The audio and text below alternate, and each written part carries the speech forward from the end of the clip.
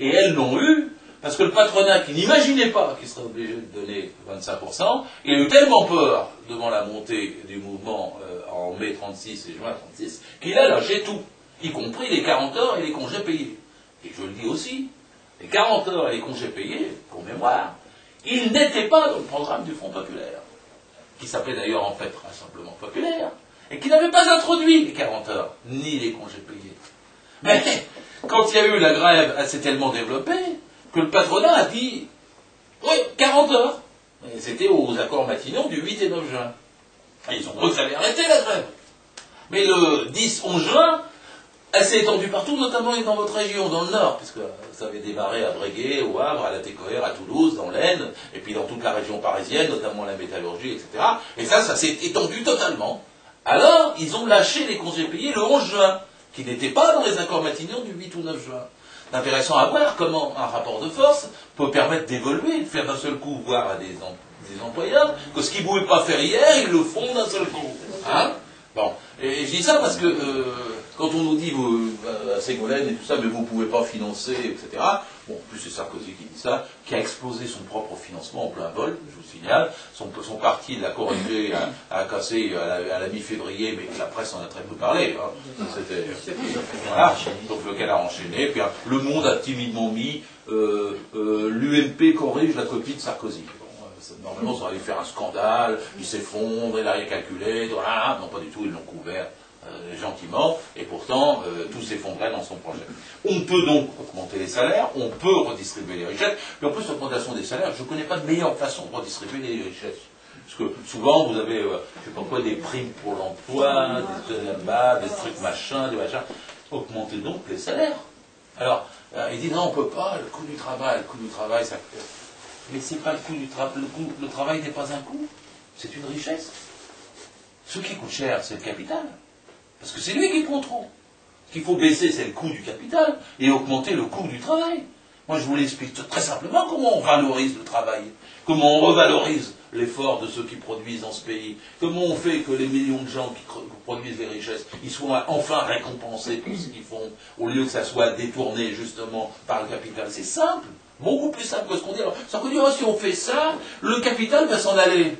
Mais cet homme-là, il est extraordinaire. Parce qu'il est très fort avec les faibles, mais très faible avec les forts. Hein, impunité zéro contre les pauvres gens qui n'ont pas un sou, mais alors tolérance absolue avec le grand capital. Johnny Hallyday a le droit d'aller en Suisse, et en plus on l'encourage. S'il peut avoir une baignoire d'or en France, puis une autre baignoire d'or en Suisse, on lui dit rien. C'est la preuve que les capitaux sont libres de circuler, comme s'ils étaient, on ne pouvait pas les taxer, les capitaux, comme si on ne pouvait pas les contrôler. Qu'est-ce que c'est que cette histoire? On ne peut pas contrôler les flux de capitaux des grandes sociétés, etc. Mais bien sûr que oui. Bien sûr que oui. C'est parce qu'ils enlèvent toutes les barrières et tous les garde-fous qu'on ne peut pas le faire. Vous croyez que même les USA qui se disent ultra-libéraux, vous croyez qu'ils ne contrôlent pas? Ils contrôlent. Ils contrôlent aussi les arrivées des marchandises, un certain nombre d'échanges avec la Chine, avec l'Inde, avec tous ceux qu'ils ont comme partenaires. Puis quand ils décident de faire une mesure de contrôle, ils le font. Il n'y a qu'ici qu'on dit porte ouverte, vendez tout ce que vous voulez, transportez tout ce que vous voulez, on ne peut rien faire. C'est le libre échange. Comment ils appellent ça? La concurrence libre et non faussée. Moi je vous le dis, quand la concurrence est libre, elle est faussée. Il faut la réguler, la contrôler, il faut l'organiser, parce que sinon c'est la loi du plus fort, c'est la loi du pilleur, c'est la loi du rentier, c'est la loi des actionnaire. Et donc là, il y a une volonté politique à avoir. Et donc après, c'est important sur le travail. Parce que, évidemment, ce que je viens de dire sur la façon de procéder par rapport au salaire et par rapport au capital, ben, ça existe aussi par rapport au travail.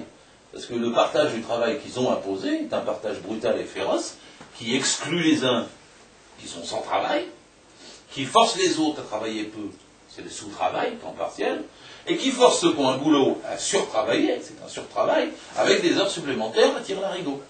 Et vous avez une disparité dans le salariat, qui est pourtant... Maintenant, le salariat, c'est 9 actifs sur 10.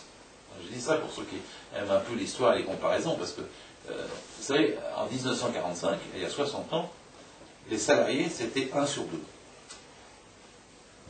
Et les autres, c'était des agriculteurs, des commerçants, des artisans, comme on dit, des professions libérales. Voilà.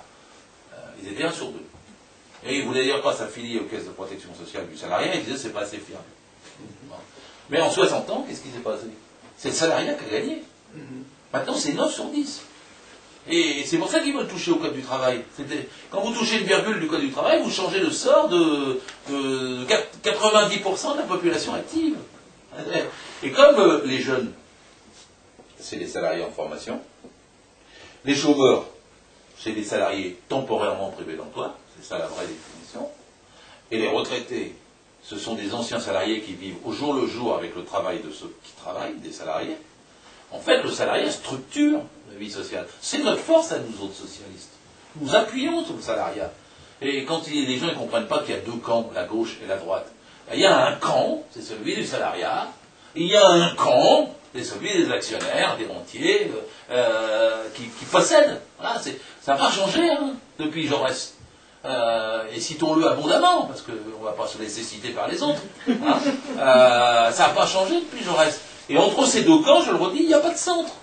Il faut qu'il y en ait un qui, pour l'instant, est en position de déséquilibre, et c'est le nôtre, parce qu'on vient de prendre des coups pendant 4 ans ou 5 ans, qui regagne et qui reprenne à l'autre ce qu'il mérite. Voilà, c'est une vraie bataille. Et l'autre, là, Bérou, là, le clown blanc, qui arrive au milieu en disant je suis ni droite ni gauche, voyez mon ramage, voyez mon plumage, un jour je suis souris, un jour je suis oiseau, et qui essaie de passer pour au milieu ou au-dessus des camps, il n'y a qu'à regarder son programme, hein, parce que plus le singe monte haut dans le cocotier, plus on voit derrière du programme. Hein. Il est sur beaucoup de questions, pire que Sarkozy, hein, pour le dire autour de vous. Parce que par exemple sur les retraites, il est absolument contre les retraites par répartition. Il voulait en 2003 amender la loi Fillon sur les retraites en pire. Parce qu'il voulait plus le système de répartition, il voulait un système d'achat par points, de retraite par points, qui est l'intégralité du programme du MEDEF, qui implique de supprimer le système actuel des retraites. Ensuite, Bayrou a voté toutes les mesures de l'UMP dont je vais maintenant parler, contre les 35 heures, contre la durée réelle du travail, sur la question des heures supplémentaires, sur la question du contrat nouvelle embauche, sur la question du contrat première embauche que les jeunes et les salariés ont battu l'année dernière. Il a voté et défendu tout cela. Et ensuite, il a voté et défendu toutes les baisses d'impôts. C'est-à-dire l'ensemble de la politique de l'UDF, il faut quand même le dire, moi, je vous dis ça parce que mes deux secrétaires à nous, boulot, hein, elles m'ont dit hier, il est peut-être pas mal quand même, Bayrou. Je discute depuis de longtemps avec elle. J'ai eu un choc. Alors, je les ai abreuvés de courmelles, de trucs comparatifs et tout, depuis 3 jours, pour dire non quand même. Et j'ai dit, mais vous vous souvenez pas, c'est Giscard d'Estaing. C'est l'UDF. Il y a des gens qui ont oublié UDF. Les médias arrivent à nous le présenter comme neuf. Alors on nous le présente comme ayant une poulinière ou je sais plus quoi, l'homme qui murmure à l'oreille des chevaux. C'est un cheval de retour. Il n'y a rien de neuf. L'UDF était avec l'UMP dans la majorité parlementaire tout au long des 5 dernières années. Et c'est donc eux qui sont attaqués à ce qu'a fait la gauche. Alors, ils proposent ensemble les mêmes choses. Hein, sur la durée du travail, par exemple,